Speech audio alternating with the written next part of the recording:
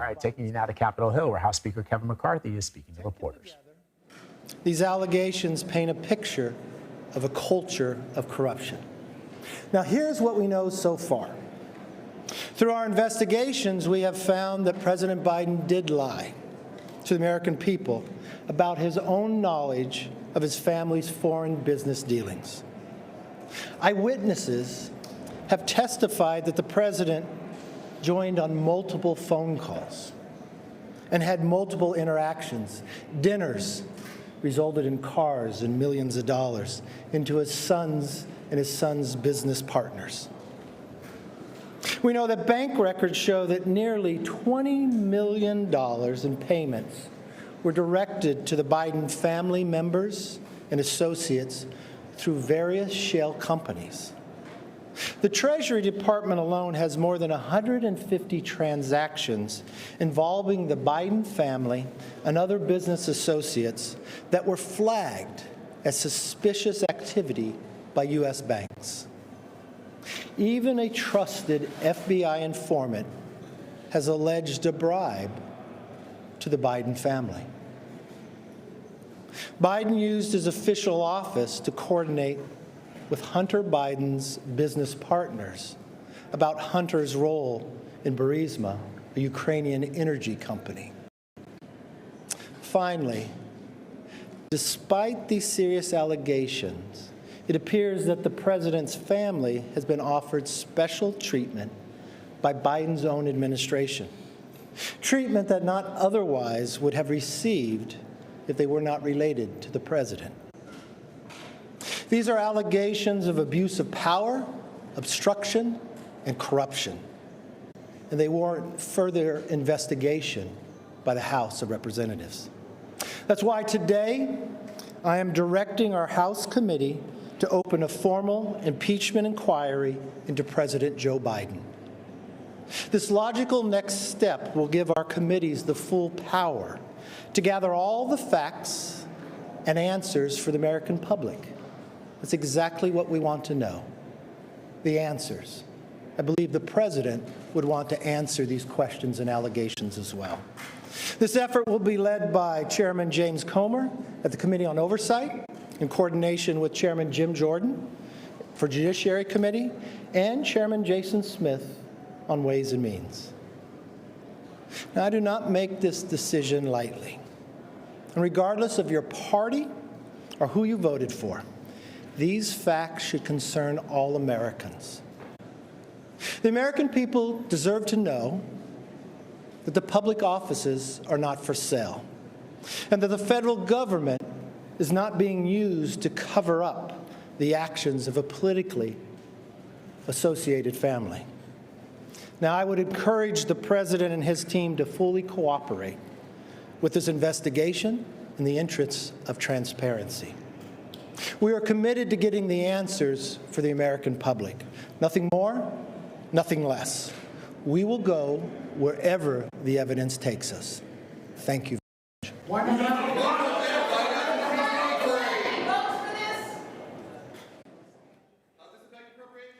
All right, you just heard there from House Speaker Kevin McCarthy, who has been, we spoke to our Nicole Killian earlier this morning, but we're going to get on the phone in just a minute to break this all down for us, that the House Speaker was intending to endorse this impeachment inquiry into President Joe Biden, and that he's been under significant pressure from the more extreme members of his own party to do so.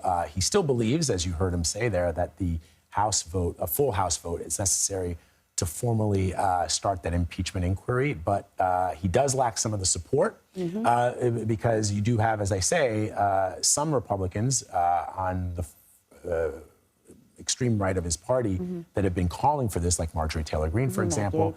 Matt Gaetz. But that there are other Republicans who have said that they have not seen the evidence that he seemed to indicate here.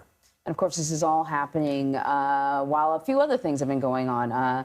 Hunter Biden's tax case sort of imploded. The plea deal that he was supposed to have set in stone imploded. And we are on the heels of another negotiation about keeping the government open. So the dialogue needs to be kept going between the two sides. CBS News congressional correspondent Nicole Killian is following the story for us from Capitol Hill. She's joining us on the phone. So this is an inquiry. What happens next, Nicole? Well, the Speaker says that he is directing the Oversight Chair, James Comer, the Judiciary Chair, Jim Jordan, and the House Ways and Means Chair, Jason Smith, to move forward with this impeachment inquiry and move forward with an investigation into the president and his son, Hunter Biden, and his business dealings. But keep in mind, these panels have already been investigating much of that. So in essence, they will continue to do so.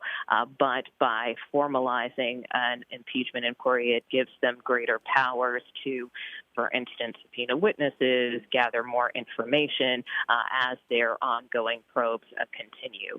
So that is, in effect, what the Speaker has directed them to do. He did not take any questions, so we don't know what the timetable is for this. We don't know when any potential votes around an impeachment inquiry could be held. But for now, he says that this is a step that he is taking and one that he doesn't take lightly. So the question, of course, Nicole, has to be, and we understand this is an inquiry, and the committees you mentioned now will have the power to subpoena records from both the president and the president's son, but they have to be able to tie the business dealings of Hunter Biden, the president's son, who is believed to have engaged in these business transactions with overseas firms, to his father, or uncover evidence of high crimes and misdemeanors. That is the language, high crimes and misdemeanors. And after months of digging, as you know, Nicole, Republicans have not found any proof. At least they haven't shared it with the American people. There's been a lot of conjecture. There's been a lot of talk. There's been a lot of appearances on television to suggest that there is evidence, but I've heard Mitt Romney last week say he hasn't seen any, for example.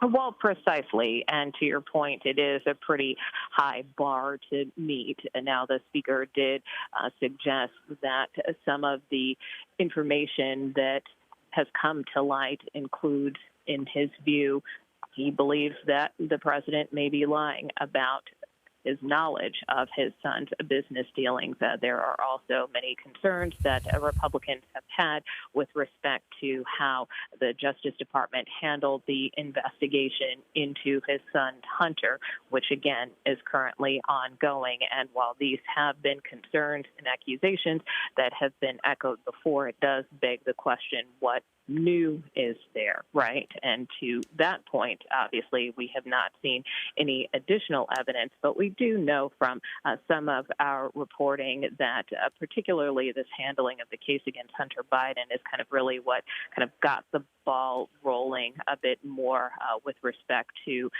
this notion of an impeachment inquiry gaining steam. So we do know that the chairs of these committees of oversight and judiciary are slated to provide an update to House Republicans later this week. So perhaps it's possible we could get more information at that time. Obviously, we will continue to be asking members as well, including the chairs of these respective committees. But again, at this juncture, there is no evidence of wrongdoing by the president at this time, which again begs the question, what additional evidence, if any, could House Republicans have? So, Nicole, as you know, it was difficult for McCarthy to get this speaker position at the time. You know, a lot of the wrangling had to do with the less moderate, more extreme members of his cabinet. And the thinking was that he had to make a lot of concessions in order to, you know, win over, eventually you sort of get the position after vote after vote after vote. And that if he had to make these concessions, he would find himself limited in his ability to do certain things because he was beholden to some of these members, somebody like a Marjorie Taylor Greene, let's say. Has that come to pass? I mean, is this what we're seeing right here? Is an attempt to appease some of the louder, more critical, more extreme members of his party? Well, we do know that Florida Congressman Matt Gaetz has been very vocal in recent days about his desire to move forward with an impeachment inquiry, so much so that he has threatened to issue a motion to vacate, which is the mechanism to try to remove the speaker. And remember, from that whole speaker fight at the beginning of the year, it only takes one member to put forth a motion like that to get the ball rolling on efforts to try to remove the speaker from office. Now, yesterday, the speaker said to a small group of reporters, that's Matt just being Matt, but it is potentially a threat that Gaetz has put out there. He has been very vocal about it on social media. In fact, he will be speaking on the House floor momentarily and holding a press call as well about what he believes is the lack of leadership by the speaker and his concerns with the speaker's leadership and the direction he would like to see for the House of Representatives. But again, how seriously that is taken remains to be seen. You also have members like Marjorie Taylor Greene who have suggested even tying the opening of an impeachment inquiry to government funding. As you know, that's the other big story we're monitoring here on the Capitol, because the government is due to run out of funding at the end of this month. And so Congresswoman Greene has suggested that she is not willing to support any kind of funding measure without an impeachment inquiry being opened. So yes, the Speaker is and has been under pressure by some of his members to move ahead with some type of impeachment inquiry. But that being said, this is a decision for the Speaker and the Speaker alone. And obviously, we continue to have more questions for him as to what motivated some of these factors. But as of now, he says this is based on new evidence that House Republicans have uncovered in recent months. Nicole, last question. If the Speaker is so clear that there is evidence, as he suggests, why was he unwilling to take questions from reporters? Mm-hmm.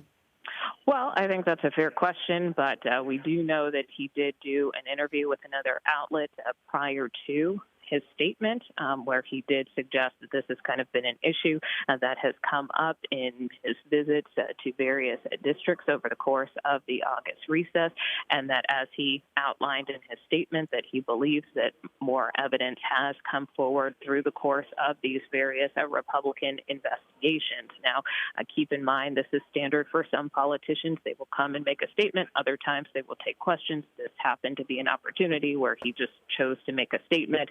That obviously doesn't preclude us from continuing to ask questions, as the Speaker is very visible in the hallways of Congress. So obviously, as soon as we get more information and have the opportunity to speak with them, we will certainly bring that to you.